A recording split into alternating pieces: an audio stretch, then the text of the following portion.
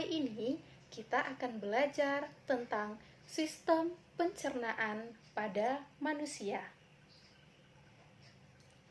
Ananda sekalian, pernahkah kamu memperhatikan ayah, ibu, ataupun orang lain sedang makan?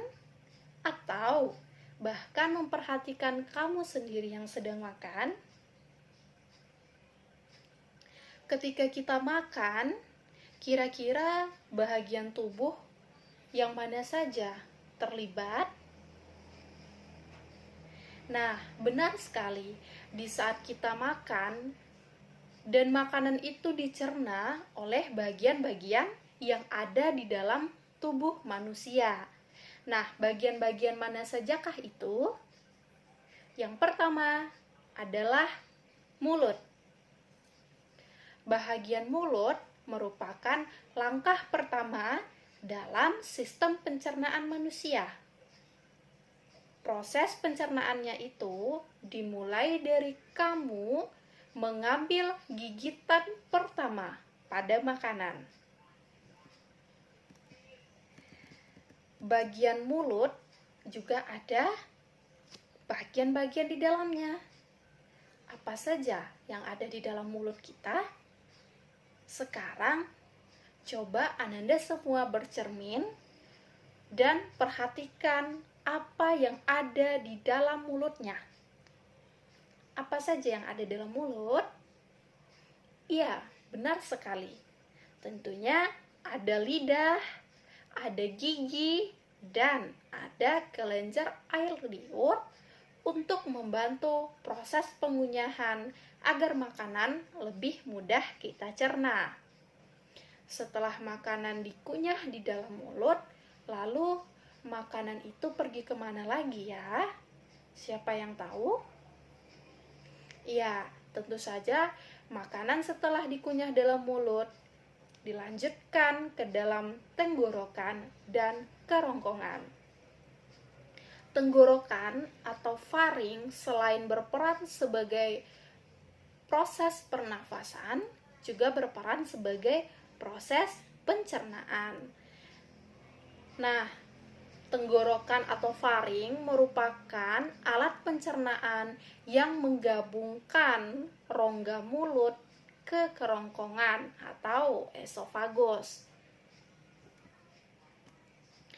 Makanan yang ditelan dari mulut masuk melalui tenggorokan dan diteruskan kepada tabung kerongkongan atau esofagus. Kira-kira panjang esofagus itu berapa ya? Nah, panjang esofagus adalah 25 cm. Di bagian esofagus terdapat katup epiglotis. Apa itu katup epiglotis? Katup yang mencegah makanan dan minuman masuk ke dalam trakea. Gunanya untuk apa? Agar kita tidak tersedak dalam makan. Nah, pada dinding kerongkongan terjadi sebuah peristiwa, yaitu meremas-remas makanan yang mendorong makanan itu masuk menuju lambung. Gerakan itu disebut dengan gerakan peristaltik. Nah, setelah makanan dalam kerongkongan, kemudian makanan pergi kemana lagi? Ya, benar. Bahagian selanjutnya yang dituju adalah lambung. Di lambung itu terjadi sistem pencernaan secara mekanik, di mana makanan dan minuman diremas dan diaduk menjadi bubur makanan atau kim oleh otot polos. Nah, bagian-bagian lambung itu ada 3, yaitu bagian atas yang disebut dengan kardia.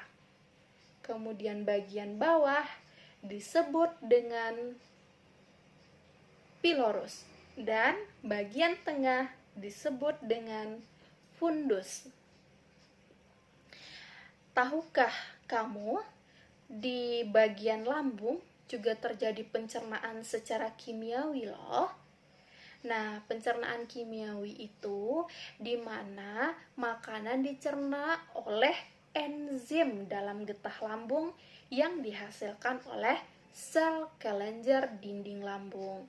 Enzim apa sajakah yang terdapat di dalam pencernaan kimiawi di lambung?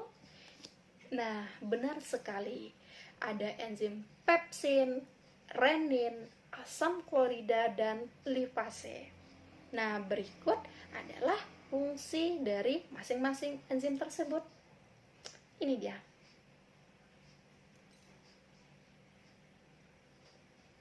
Nah, setelah melalui proses sistem pencernaan tersebut, lambung perlahan-lahan meneruskan kim ke usus halus dengan gerakan meremas-remas atau gerakan peristaltik.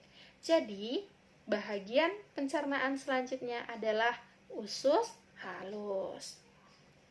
Usus halus terdiri dari beberapa bagian loh. Apa saja kah itu? Yang pertama, duodenum atau usus 12 jari. Usus 12 jari berfungsi menyalurkan makanan ke usus halus dan mencerna makanan secara kimiawi. Terdapat 2 muara saluran dalam usus duodenum atau 12 jari, yaitu getah pankreas dan kantung empedu. Bagian usus halus yang kedua yaitu jejunum atau usus kosong. Permukaan usus kosong itu terdapat jonjot-jonjot usus yang disebut dengan villi.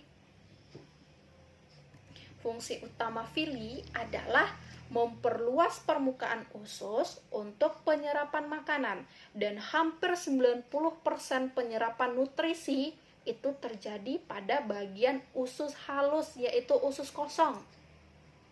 Selanjutnya diedarkan ke dalam aliran darah dan limfa.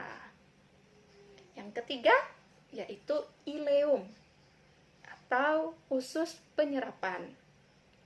Usus penyerapan merupakan bagian akhir daripada usus halus.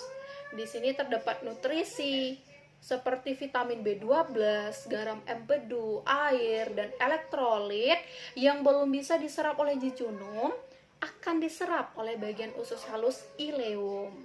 Nah, seperti jejunum, usus ileum juga memiliki villi. Nah, di dalam usus halus juga ada gerakan kontraksi peristaltik, yaitu yang mendorong makanan dari satu bagian ke bagian lainnya.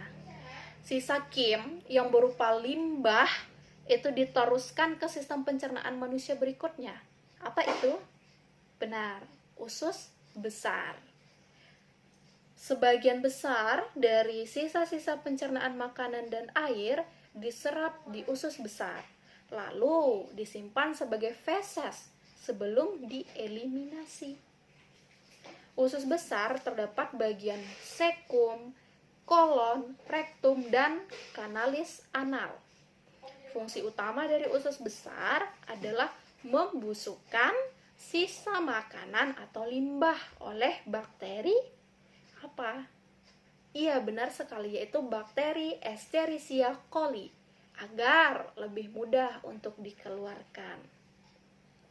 Nah, di bagian kolon pada usus besar juga terjadi penyerapan air dan vitamin K. Setelah itu, zat makanan yang sudah dicerna akan disimpan di rektum dan dieliminasi melalui kanalis anal ke anus dengan gerakan peristaltik.